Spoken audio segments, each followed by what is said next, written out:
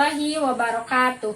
Perkenalkan, nama saya Tessa Sapitri, Program Studi Pendidikan Guru Sekolah Dasar di Universitas Muhammadiyah Tasikmalaya.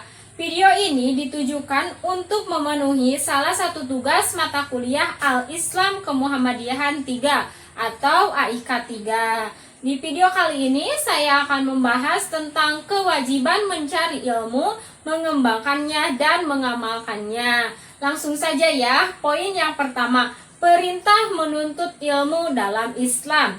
Pada dasarnya, kita hidup di dunia ini tidak lain adalah untuk beribadah kepada Allah. Tentunya beribadah dan beramal harus berdasarkan ilmu yang ada dalam Al-Quran dan Al-Hadis. Tidak akan tersesat bagi siapa saja yang berpegang teguh dan sungguh-sungguh berpedoman pada Al-Quran dan Al-Hadis.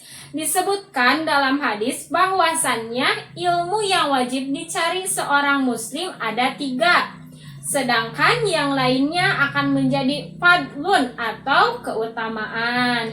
Ketiga ilmu tersebut adalah ayatun Muhammadun atau ayat-ayat Al-Quran yang menghukumi. Yang kedua, sunnatun qaimatun atau sunnah dari Al-Hadis yang menegakkan. Dan yang ketiga, faridotun adilah atau ilmu bagi waris atau ilmu farid yang adil.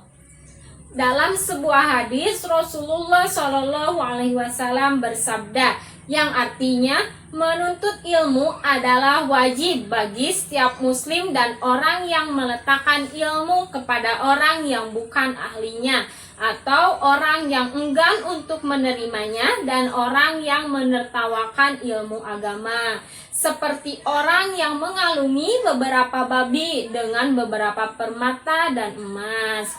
Pada hadis lain, Rasulullah SAW bersabda, yang artinya, carilah ilmu, wahai sampai ke negeri Cina. Dalam hadis ini kita dituntut mencari ilmu ke negeri Cina. Tetapi dalam hadis ini Rasulullah menyuruh kita mencari ilmu dari berbagai penjuru dunia. Walaupun jauh, ilmu harus tetap dikejar.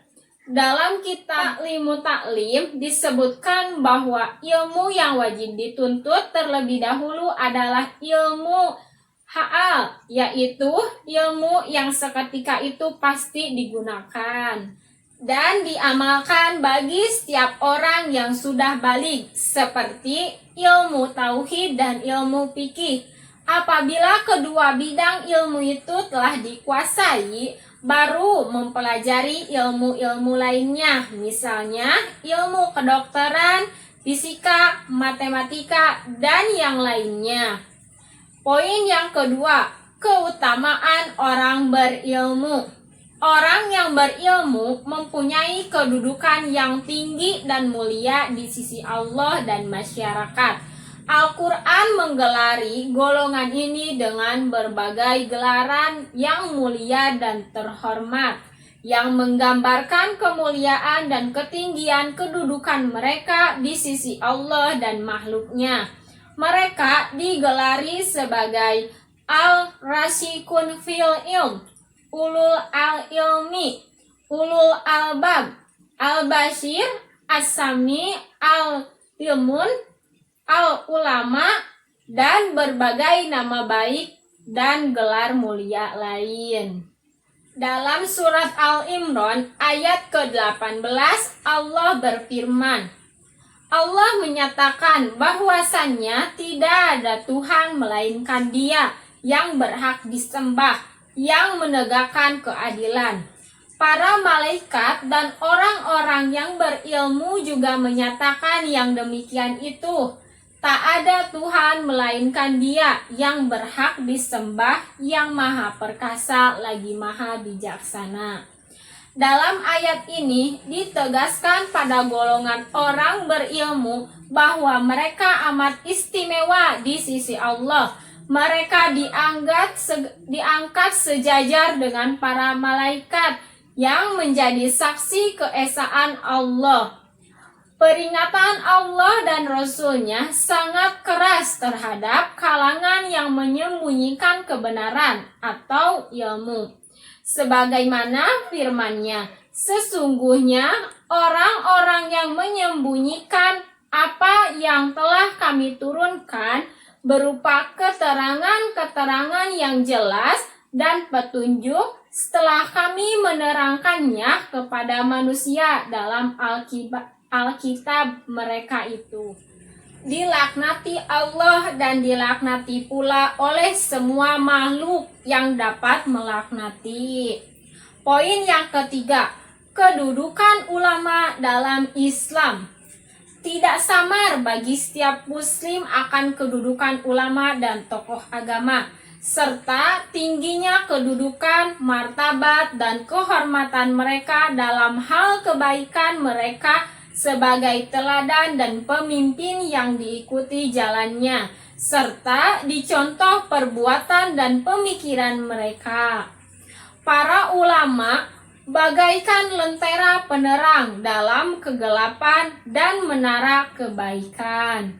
Juga pemimpin yang membawa petunjuk dengan ilmunya.